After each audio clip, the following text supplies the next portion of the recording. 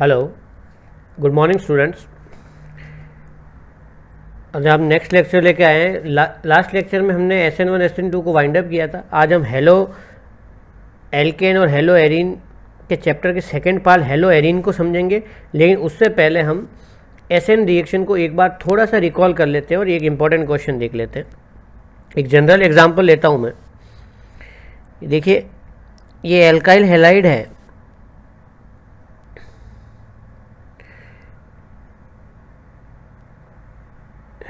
इसकी हम रिएक्शंस करवाते हैं।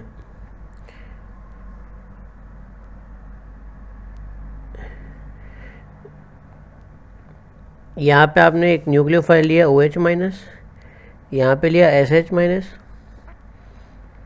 CH3O minus, NO2, CH3S minus, और एक और ले लीजिए आप इधर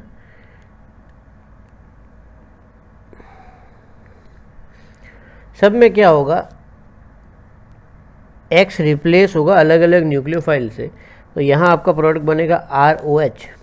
उसी प्रकार यहाँ क्या बनेगा RSH, यहाँ पे क्या बनेगा ROCH3। ये अलग अलग न्यूक्लियोफाइल जुड़ते जा रहे हैं। यहाँ पे RNO2, RSCH3, RC triple bond C। और कहने का मतलब ये था कि SN रिएक्शन में एक न्यूक्लियोफाइल दूसरे स्ट्रॉन्ग न्यूक्लियोफाइल से रिप्लेस होता है। तो ये सारी रिएक्शंस आपको एक ही फॉर्मेट में याद करनी है। इन शॉर्ट आपको न्यूक्लियोफाइल्स पहचानने हैं और उनको रिप्लेस करते जाना है। न्यूक्लियोफाइल के कॉन्सेप्ट के बाद एक इम्पॉर्टेंट न्यूक्लियोफाइल का कॉन्सेप्ट आता है जो बोर्ड में पूछा भी जाता है। What is ambident nucleophile?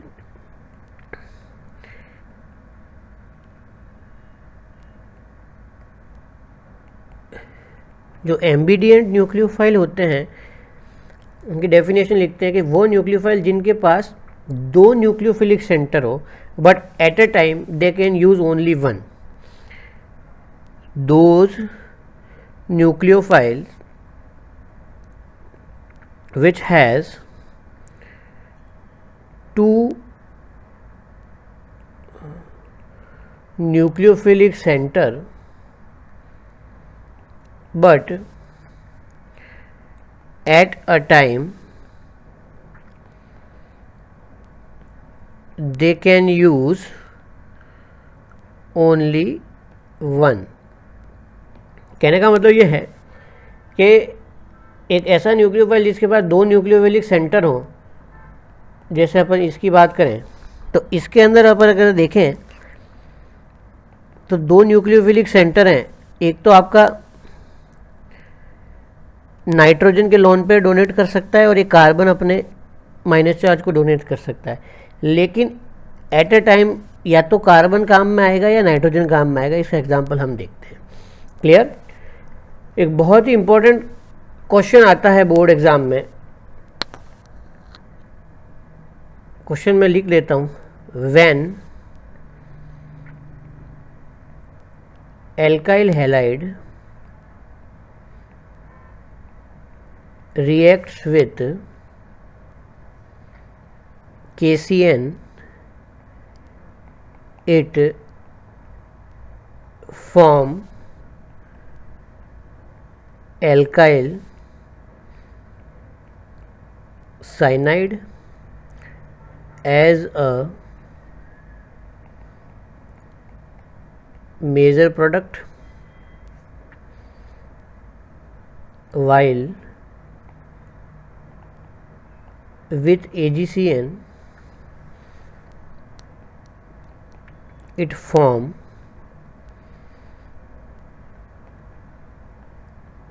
Isocyanide. इसका रीज़न बताना है। बहुत ही इंपॉर्टेंट क्वेश्चन है आपके स्कूल एग्ज़ाम के लिए और बोर्ड पर्पज़ के लिए। इसका रीज़न होता है बच्चों एम्बिडिएंट न्यूक्लियोफाइल। एम्बिडिएंट न्यूक्लियोफाइल जो है उसको हम आपका एक बहुत ही इंपॉर्टेंट क्वेश्चन हम लेके आए हैं एम्बिडिएंट न्यूक्लियोफाइल के कॉन्सेप्ट के हिसाब से। when alkyl halide reacts with KCN it form alkyl cyanide as a major product while with AgCN it form isocyanide। ऐसा क्यों होता है उसको समझते हैं हम। एक कॉन्सेप्ट आता है एम्बिडिएंट का, जो हमने अभी आपको समझाया है। एम्बिडिएंट न्यूक्लियोफाइल में क्या होता है, सबसे पहले KCN होता है। KCN दो हिस्सों में टूटता है, K+ और CN- में, और जो CN- आपका होता है उसके पास दो न्यूक्लियोफाइल है, एक तो कौन है आपका साइनाइड और एक दूसरा एक है कार्बन और एक है नाइट्रोजन। अब मेजर प्रोडक्ट कौन सा बनेगा वो किस पर डिपेंड करता है। देखिए, जब आपके पास कार्बन और नाइट्रोजन की चॉइस है तो एक बॉन्ड बनना है कार्बन और कार्बन के बीच, एक बनना है कार्बन और नाइट्रोजन के बीच। कौन सा बॉन्ड ज़्यादा स्ट्रांग होगा? ऑब्वियस सी बात है, carbon carbon bond is more stronger than carbon nitrogen bond. तो कार्बन कार्बन बॉन्ड एंथैल्पी के कारण यहाँ पे जो आपको प्रोडक्ट मिलेगा वो मिलेगा RCN। क्लियर? जबकि AgCN जो होता है, AgCN का नेचर होता है बच्चों कोवेलेंट। कोवेलेंट यानी कि वो टूटेगा नहीं। तो आपके पास एक ही न्यूक्लियोफाइल अवेलेबल है, वो कौन सा है? नाइट्रोजन। इसीलिए इस केस में आपका जो प्रोडक्ट होता है वो बनता है RNC। ये क्वेश्चन बहुत इंपॉर्टेंट है। क्लियर? इसी के हिसाब से मैं आपको 4 रिएक्शंस याद करवा रहा हूं।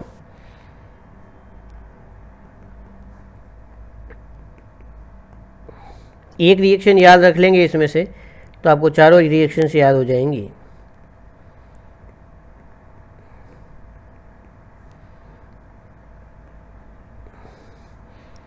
इसमें से ये रिएक्शन मैंने याद कर ली है कि इसमें कौन जुड़ेगा बच्चों? साइनाइड। तो यहाँ पे क्या आ जाएगा? RCN।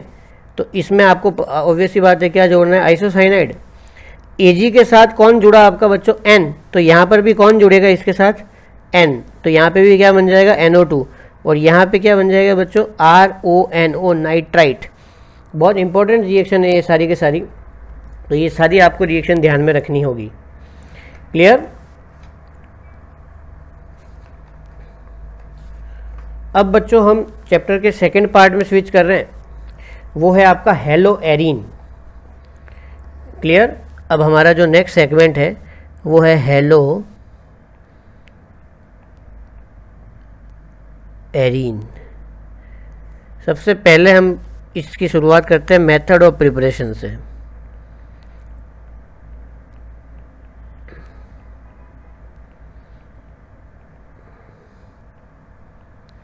मेथड ऑफ प्रिपरेशन, तो सबसे पहले हम मेथड ऑफ प्रिपरेशन करेंगे हेलो एरीन की। किस तरीके से शुरुआत होगी बच्चों देखिएगा।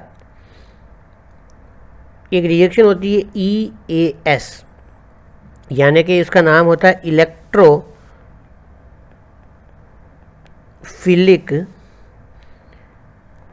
Aromatic substitution. जो 11th में आप पढ़ के आते हैं, थोड़ा बहुत हमें यहाँ पे भी समझना होगा। क्लियर?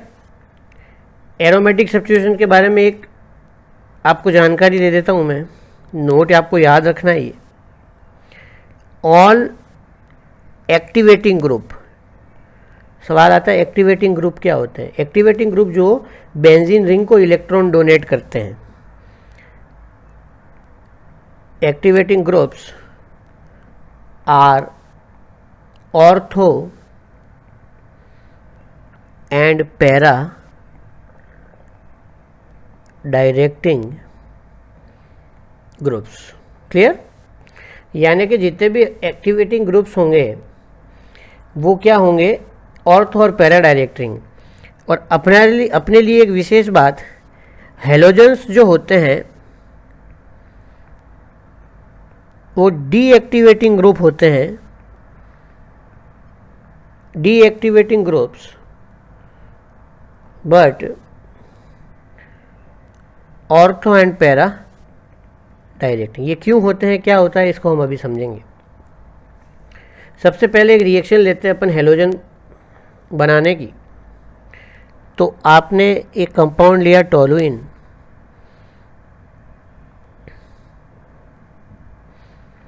इसकी रिएक्शन आपने करवा दी X2 यानी कि हेलोजन, और यहाँ पे आपने आयरन लिया है रिएक्शन को इनिशिएट करने के लिए, इस रिएक्शन में आपका इलेक्ट्रोफाइल होगा X+, यानी कि क्लोरीन होगा तो क्लोरीन प्लस, ब्रोमीन होगा तो ब्रोमीन प्लस।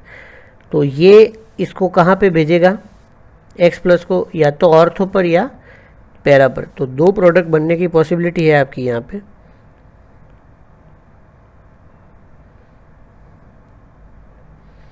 यहाँ पे आपका एक हेलोजन जुड़ जाएगा और दूसरा हेलोजन आपका कहाँ जुड़ जाएगा बच्चों, पैरा पर। क्लियर। यहाँ पे X क्या हो सकते हैं, वही आपके क्लोरीन और ब्रोमीन, ये बहुत ही कॉमन होंगे। इस रिएक्शन में अगर आप ये डाल देते Cl2H, ये Cl2 और H यानी कि फ्री रेडिकल रिएक्शन। तो फ्री रेडिकल में क्या होता है बच्चों, साइड चेन सब्स्टिट्यूशन होता है। तो इसमें ये प्रोडक्ट बनेगा आपका CH2Cl, साइड चेन में जाके रिएक्शन होगी, क्योंकि ये एल्कीन से रिएक्ट नहीं करता है। क्लियर। इसके बारे में भी डिटेल हम पढ़ेंगे। ठीक है।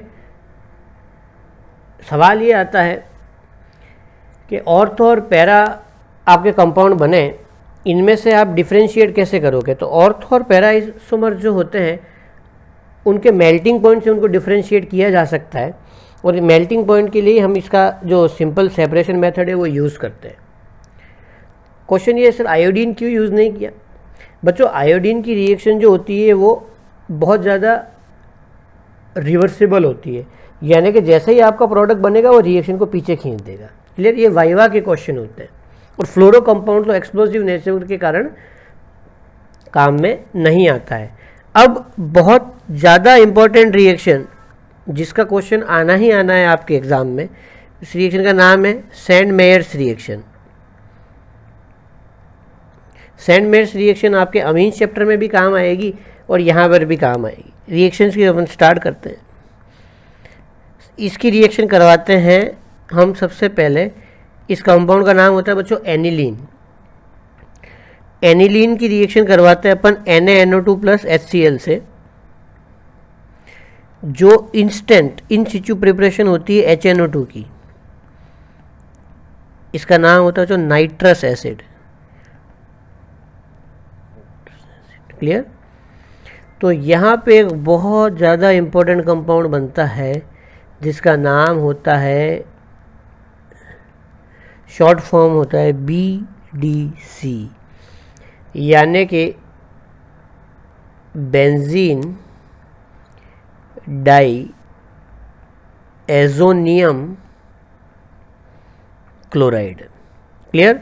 ये ऑर्गेनिक में बहुत ज़्यादा काम का है, क्योंकि सारी इंडस्ट्री में जो रिएक्शंस है वो इसी से पूरी होती है। क्लियर। अब इसमें क्या करना है, जैसे ही आपका बेंजीन डाई एजोनियम क्लोराइड बना,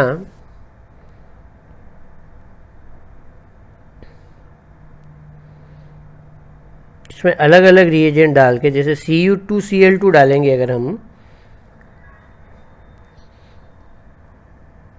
और Cu2Br2 डालेंगे, तो इसमें आपको जुड़ता हुआ कौन दिख रहा है बच्चों, यहाँ से Cl जुड़ेगा और यहाँ से कौन जुड़ेगा, Br। तो यहाँ पे आपका क्या बन जाएगा बच्चों, क्लोरो बेंजीन, और यहाँ क्या बन जाएगा बच्चों, ब्रोमोबेंजीन। ध्यान रखिएगा शुरुआत BDC से करनी है, Cu2 और Cu2Br2। इस रिएक्शन का नाम था बच्चों सैंडमेयर्स। अब देखिए एक इसके मिलती जुलती मैं रिएक्शन लिखता हूँ जो बच्चों को कंफ्यूज करती है।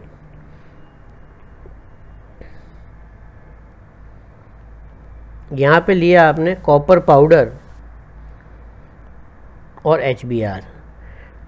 Cu2Cl2 अगर ले लेंगे तो रिएक्शन का नाम होगा सैंडमेयर्स, और कॉपर पाउडर और उसके साथ ब्रोमीन लेंगे तो रिएक्शन का नाम चेंज हो जाएगा बच्चों, और रिएक्शन का नेम हो जाएगा आपका गेटरमैन रिएक्शन। याद रखिएगा कॉपर पाउडर है तो गेटरमैन, अदरवाइज रिएक्शन का क्या नाम होगा, सैंडमेयर्स। ये दो रिएक्शन आपको देता हूँ, आपको कंप्लीट करनी है इनको, और कमेंट बॉक्स में इसका प्रोडक्ट बनाइएगा। सिंपल है वैसे तो। इसमें आपने कॉपर साइनाइड लिया और यहाँ पे लिया Ki, आपको फाइनल प्रोडक्ट बनाना है इसके। क्लियर। ये सिंपल मेथड ऑफ प्रिपरेशन था। इसके बाद हम इसकी केमिकल रिएक्शंस के बारे में चर्चा करते हैं।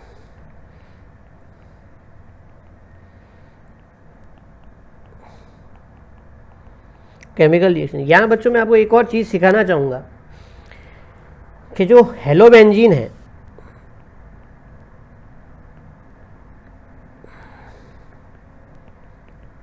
ये न्यूक्लियोफिलिक सब्स्टिट्यूशन नहीं देता है, इसके रीजंस बताने हैं। तो इसके बच्चों रीजंस हैं 4। इसमें सबसे पहला रीजन जो है, पहला रीजन देखते हैं रेजोनेंस इफेक्ट। जब ये क्वेश्चन आए आपको halobenzene do not give nucleophilic substitution, explain why, तो इसमें पहला रीजन लिखना, क्या लिखना है बच्चों आपको? Resonance effect.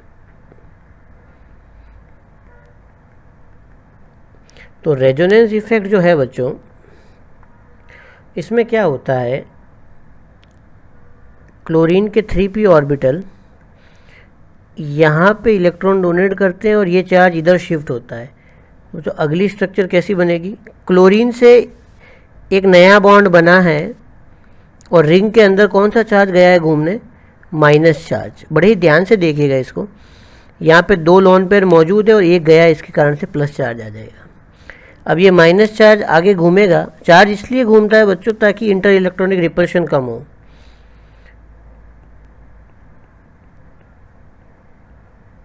यहाँ पे माइनस चार्ज, ये नया बॉन्ड इधर शिफ्ट हो गया, ये इधर, वापस से ये बॉन्ड इधर बनेगा।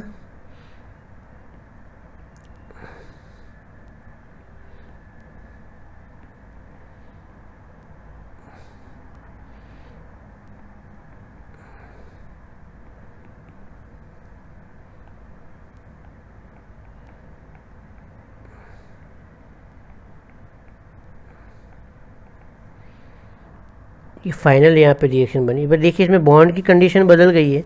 बॉन्ड की कंडीशन बदल गई तो इसीलिए अपन इसमें क्या शो करते हैं बच्चों? पूरी रिंग, और रिंग पे कौन सा चार्ज दिखा देंगे अपन? Minus charge. इसका मतलब यहाँ पर पार्शियल डबल बॉन्ड कैरेक्टर आ चुके हैं। किसकी वजह से? रेजोनेंस की वजह से। और डबल बॉन्ड कैरेक्टर आ चुके हैं तो डबल बॉन्ड को तोड़ना सिंगल बॉन्ड के कंपैरिजन में मुश्किल होगा, इसीलिए वह एसएन रिएक्शन नहीं देता है। क्लियर? ये था रीज़न 1। इसके बाद रीज़न 2 देखिए, difference of hybridization. Difference of hybridization से क्या होगा?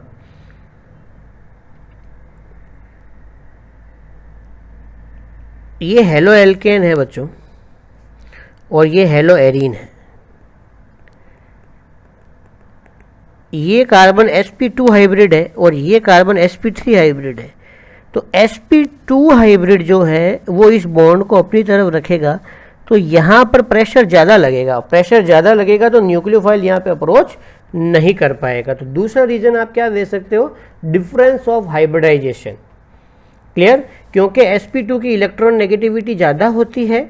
इलेक्ट्रॉन नेगेटिविटी ज़्यादा होने के कारण टाइटली यानी कि स्ट्रांगली बॉन्डेड होता है, और if molecule is strongly bonded then it will react very very very difficultly. Clear? बहुत ही मुश्किल से ये रिएक्शन करेगा। क्लियर? तीसरा रीज़न देखते हैं, स्टेबिलिटी ऑफ कैटायन।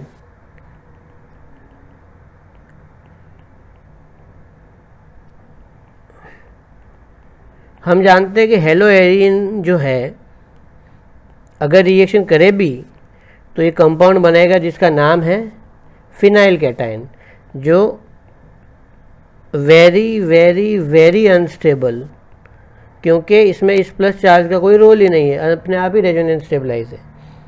क्लियर? और चौथा और सबसे इजी रीज़न जो मेरे को लगता है बच्चों, इसमें क्या होता है, न्यूक्लियोफाइल को अप्रोच करना है। न्यूक्लियोफाइल का चार्ज कौन सा है? Negative charge. तो न्यूक्लियोफाइल पहले इस रास्ते से जा रहा था तो एक्स के पास भी लोन पेयर भरे पड़े, तो ये कहेगा भाई वापस जाओ, यहाँ से ये वापस गया। तो न्यूक्लियोफाइल सोचता हम बेंजीन की तरफ से जाए, लेकिन बेंजीन में तो आपको पता है इलेक्ट्रॉन के बादल ही बादल हैं, तो इधर से जाएगा तो भी ये आने नहीं देगा, तो आसानी से तो ये अप्रोच नहीं कर पाएगा। तो ये सबसे सिंपल रीज़न मेरे को लगता है कि जो बेंजीन का इलेक्ट्रॉन क्लाउड है वो न्यूक्लियोफाइल को वापस भेजता है। क्लियर? क्योंकि दोनों के पास नेगेटिव नेगेटिव है। ये सबसे इजी रीज़न है बच्चों याद रखने के लिए। क्लियर? और समझ में भी आसानी से आता है। क्लियर? इसके बाद हम नेक्स्ट लेक्चर लेंगे। नेक्स्ट लेक्चर में इस चैप्टर को अपन वाइंड अप करने की कोशिश करेंगे। जो इसकी जो केमिकल रिएक्शंस है वो अपन देखने की कोशिश करेंगे। क्लियर? Thank you.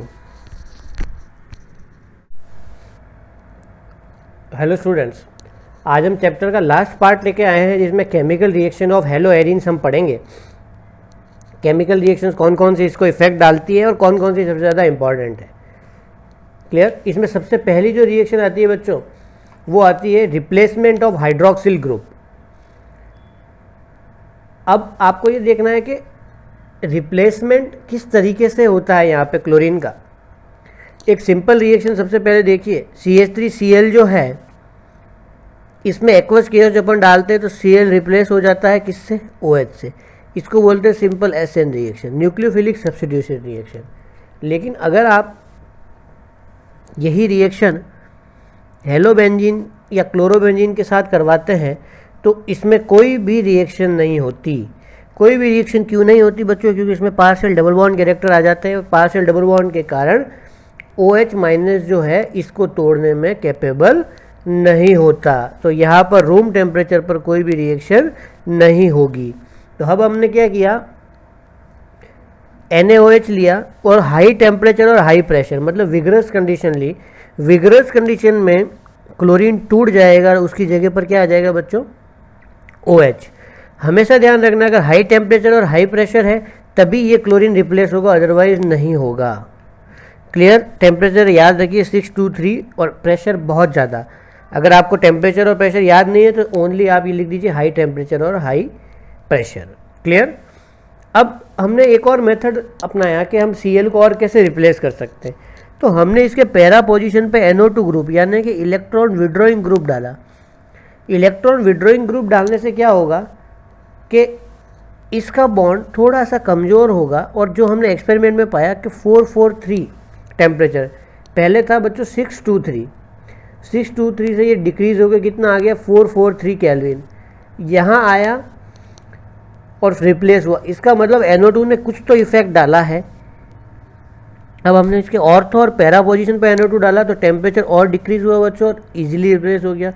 फिर हमने इसके दोनों ऑर्थो और पैरा पोजीशन पे NO2 लगाया और सिंपली H2O के साथ गर्म किया तो हमें जो प्रोडक्ट मिलता है बच्चों वो मिलता है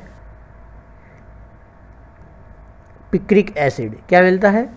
पिक्रिक एसिड। इसका मतलब ये जो NO2 है यहाँ पे कुछ न कुछ इफेक्ट तो डालता ही है। क्लियर? इसमें हमें एक चीज़ याद रखनी है, सिंपल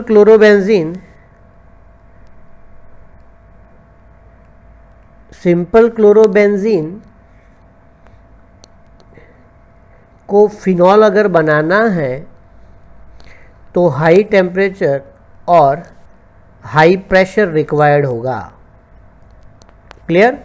और अगर आप दूसरी कंडीशन इसके ऑर्थो पैरा पर इलेक्ट्रॉन विड्रॉइंग ग्रुप डालते हो तो रिएक्शन फिजिबल होगी। क्लियर?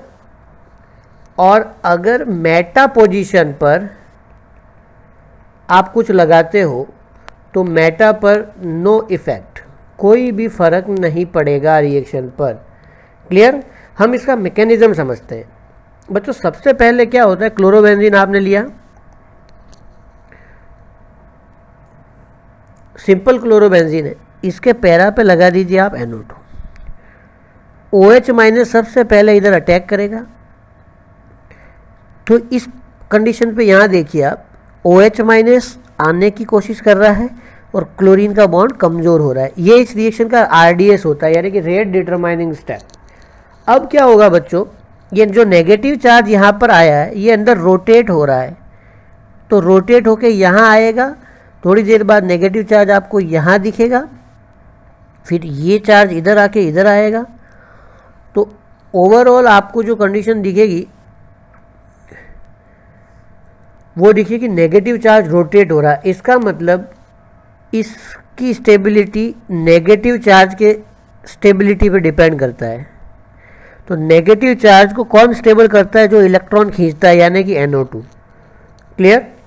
इन शॉर्ट हमें ये ध्यान रखना है कि अगर इलेक्ट्रॉन विड्रॉइंग ग्रुप जुड़ा हुआ है तो वो इसकी रिएक्शन को आराम से होने देगा। क्लियर? और इलेक्ट्रॉन विड्रॉइंग ग्रुप कहाँ होना चाहिए बच्चों? ऑर्थो एंड पैरा पर। Very important question. Next, reaction of metals with alkyl halides. Reaction of metals, metals में कौन आता है बच्चों? सबसे पहले सोडियम। तो सबसे पहले बहुत इंपॉर्टेंट रिएक्शन अपन पढ़ते हैं, उस रिएक्शन का नाम है वुड्स रिएक्शन।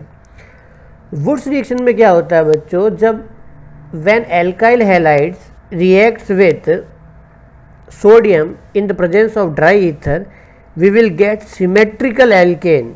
याद रखिएगा बच्चों, symmetrical alkane via free radical mechanism. देखिए इस रिएक्शन में क्या होता है, आपने 2 मोल ऑफ मिथाइल हैलाइड लिए, Na ड्राई ईथर, ये बना। अब देखिए इसमें याद कैसे रखना है,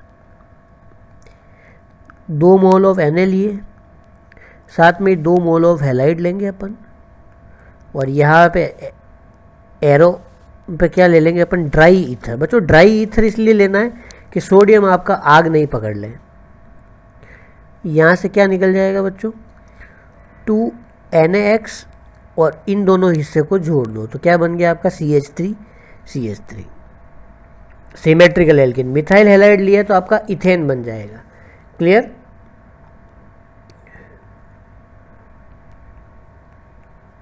सेम रिएक्शन, इसकी रिएक्शन करवानी है हमने को।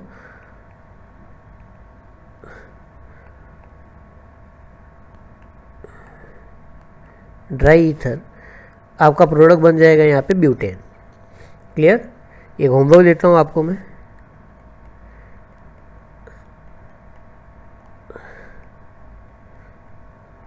इसका आंसर आपको बनाना है। क्लियर? क्वेश्चन ये कि अपन सिमेट्रिकल ही क्यों बना पाते हैं, इससे अनसिमेट्रिकल क्यों नहीं बना पाते हैं? तो हमने क्या किया बच्चों, एक क्वेश्चन लेते हैं। हमने लिया CH3Cl plus 2Na plus Cl। हमने क्या किया?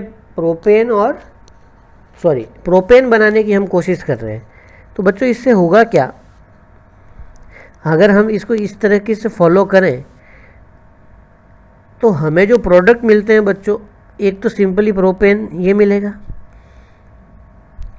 प्लस देखिए एक इसका रेडिकल बनाओ, एक इथाइल रेडिकल बनाओ।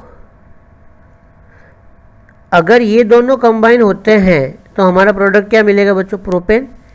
इसके भी बहुत सारे मॉलिक्यूल्स होंगे तो वो मिलके बनाएंगे इथेन, और इसके भी बहुत सारे मॉलिक्यूल होंगे वो मिलके बनाएंगे आपका ब्यूटेन। तो कहने का मतलब ये है कि ये मिक्सचर ऑफ प्रोडक्ट मिलेगा। और ये देखिए एक ही फैमिली के होमोलोगस हैं, ये और ये, तो इनको सेपरेट करना कितना डिफ़िकल्ट होगा, बहुत ज़्यादा डिफ़िकल्ट होगा। इसीलिए जो वुड्स रिएक्शन है केवल किसके लिए काम आती है? सिमेट्रिकल एल्केन के लिए। क्लियर? और ड्राई ईथर किस लिए यूज होता है? क्योंकि सोडियम आग नहीं पकड़ ले। एक इस रिएक्शन की नोट, CH4 आप नहीं बना सकते, can not be prepared. Clear? ये इस रिएक्शन का कमी हो गई। दूसरी रिएक्शन है बच्चों फिटिक रिएक्शन। फिटिक में क्या होता है बच्चों? सेम कॉन्सेप्ट है, लेकिन इस रिएक्शन का नेम रिएक्शन का क्रेडिट इसको क्यों मिला? क्योंकि हेलोबेंजीन रिएक्शन करता नहीं था, इसने हाई टेम्परेचर पर ड्राई ईथर की प्रेजेंस में रिएक्शन करवाई और सेम प्रोडक्ट बनेगा आपका पुराने मेथड के जैसे, X plus 2Na plus X, यहाँ से क्या निकल जाएगा बच्चों? 2Na, और यहाँ पे हमारा प्रोडक्ट बन जाएगा बच्चों बाई फिनाइल। क्लियर?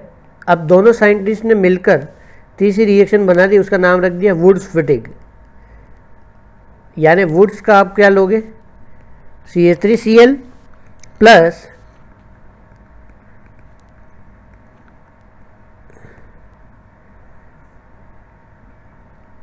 फिटिक का आपने लिया हेलोबेंजीन, तो आपका प्रोडक्ट बन जाएगा बच्चों यहाँ पे टोलुइन। क्लियर? मैं वापस रिपीट करता हूँ, वुड्स रिएक्शन में क्या करेंगे अपन, CH3Cl प्लस 2Na, तो आपका बन जाएगा सिमेट्रिकल एल्केन। फिटिक में क्या करेंगे अपन, हेलोबेंजीन, हेलोबेंजीन लेंगे तो हेलोबेंजीन से बनेगा बाइफिनाइल, और वुड्स और फिटिंग में दोनों रिएक्शन को अपन कंबाइन कर देंगे। क्लियर बच्चों? ये चैप्टर आपका कंप्लीट होता है। एक लास्ट कॉन्सेप्ट इसमें बचा है, वो आपको मैं समझा देता हूं।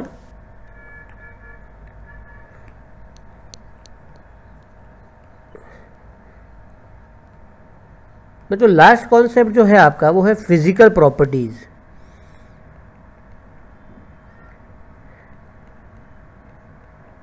फिजिकल प्रॉपर्टीज में क्या होता है, पहला पॉइंट आता है melting point and boiling point. हमेशा याद रखिए, मेल्टिंग पॉइंट और बॉइलिंग पॉइंट का जो कॉन्सेप्ट है वो डायरेक्टली प्रोपोर्शनल होता है मॉलिक्यूलर मास के, यानी कि अगर मॉलिक्यूलर मास ज़्यादा है तो बॉइलिंग पॉइंट और मेल्टिंग पॉइंट भी क्या होगा, ज़्यादा होगा। इन तीनों में से सबसे ज़्यादा बॉइलिंग पॉइंट और मेल्टिंग पॉइंट किसका होगा, इसका होगा। क्लियर? लेकिन तो इसमें एक क्वेश्चन जो आता है वो इस प्रकार आता है, कई बार पूछा गया है बोर्ड एग्जाम में, for isomeric compounds boiling point and melting point are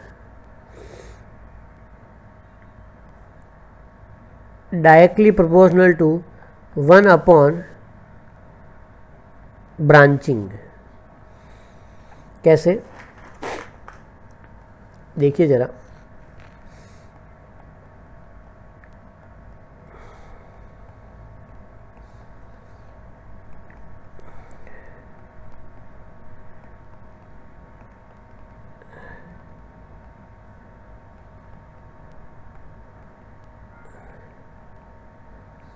देखिए इसमें बॉइलिंग पॉइंट ऑर्डर बताना है। इन दोनों में से अगर कंपटीशन होगा तो मॉलिक्यूलर मास किसका ज़्यादा है बच्चों, सेकंड वाले का, तो इसका ज़्यादा होगा। और इन दोनों के कंपैरिजन में ये दोनों का इथाइल क्लोराइड के कंपैरिजन में ज़्यादा होगा। अब देखिए बच्चों, ये कंपाउंड जो सिंपल सीधा है और इसमें ब्रांचिंग है, अब मॉलिक्यूलर मास सेम है तो इन्वर्सली प्रोपोर्शनल टू ब्रांचिंग, तो जिसमें ब्रांचिंग ज़्यादा उसका मॉलिक्यूलर मास कम, तो जो आपका सबसे ज़्यादा बॉइलिंग पॉइंट और मेल्टिंग पॉइंट होगा वो किसका होगा, 1 क्लोरोप्रोपेन का, क्लोरोप्रोपेन का। क्लियर? फिजिकल प्रॉपर्टी में एक और पॉइंट आता है बच्चों,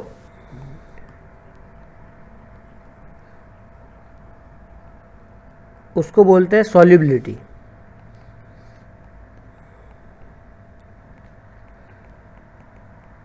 जो सॉल्युबिलिटी है बच्चों उसका एक ही कॉन्सेप्ट है, लाइक डिजॉल्व्स लाइक, मीन्स जैसा जिसका नेचर होता है वो उसको डिजॉल्व करता है। क्लियर? इसके बारे में अपन जो जानकारी है वो नेक्स्ट चैप्टर है जो अल्कोहल फिनॉल ईथर, उसमें लेंगे। यहीं पे इस चैप्टर को वाइंड अप करते हैं। एक्सरसाइज आप सॉल्व करिएगा। क्लियर? नेक्स्ट चैप्टर में मिलेंगे अपन अल्कोहल फिनॉल ईथर के साथ। Thank you.